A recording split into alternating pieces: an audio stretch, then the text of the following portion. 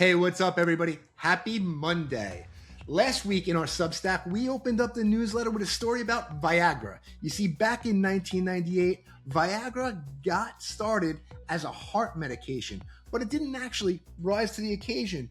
But it did get something else up, something much better. And Pfizer wasn't stupid, it knew how to pivot. So if you remember nothing else from this recap at all, remember, if something's not working out in your business, don't argue, just run with it. First up, I dropped a piece on the blog about the boring stuff that keeps your business from falling apart.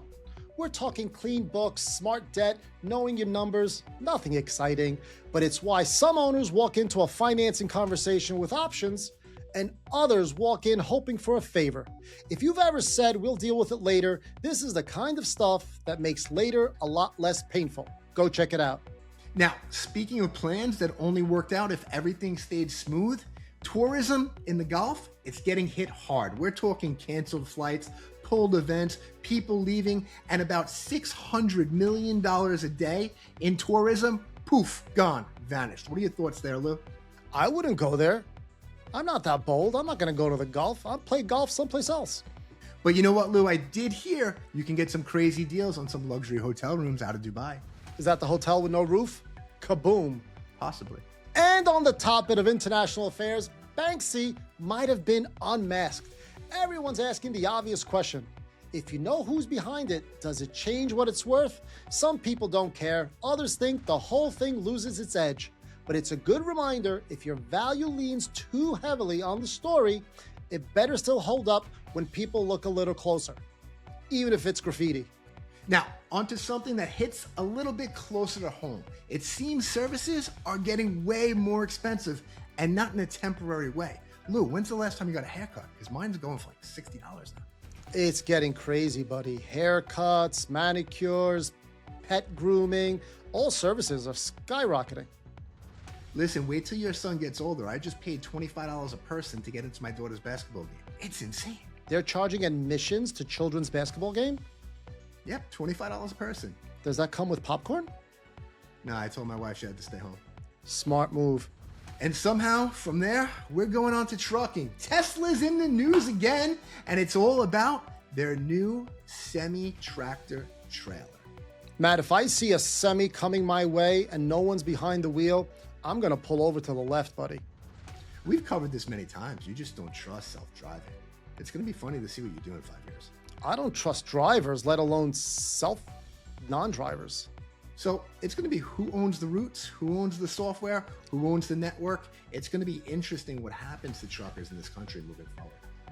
Now, Matt, here's an interesting stat for business owners. A recent report shows 2/3 of small business owners have less than 3 months of cash on hand. Sounds responsible on paper. In reality, that's not much room. One late payment, one surprise expense, one tragedy, and now you're reacting instead of making decisions. This is where the unsexy stuff comes back into play. Knowing your real runway, cleaning up anything draining your cash flow every week, having a plan before you actually need capital. If that's hitting a little close to home, probably worth tightening that up now instead of later. And if you need help, just reach out. And now for some quick hits from around the web. First up, Guinness. I love Guinness. Who doesn't? But it's turning pouring beer into a whole thing. And yeah, bartenders are actually being evaluated on it. Lou, I don't know if you know this, but when I was in Ireland, they do some really cool designs out of the foam of Guinness. Anyway, so if you took your last pint forever last week, I hope it wasn't bad service. Your bartender is now actually getting tested for it. Guinness quality control. Love it. Check it out. The Army raised the age to 42, so you can go enlist if you want. Oh, no, you can't. You only hurt the ones you love. Hoorah! Listen, it's going to be interesting to see if we have some elder millennials out there jumping in and serving this country. Hey, if we're living longer, logic dictates that we should allow older people to join the military. So I'm all for this.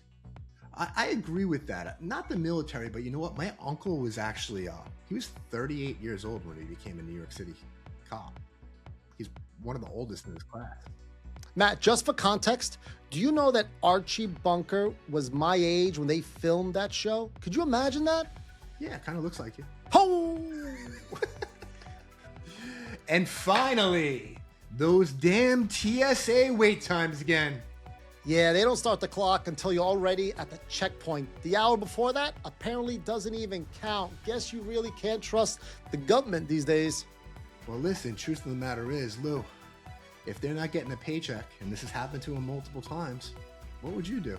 They created a moral hazard. Nobody wants to work. I get it. All right, guys, that's a wrap of the weekly recap. Do us a favor, subscribe to our Substack, drop a comment below. We'll talk soon.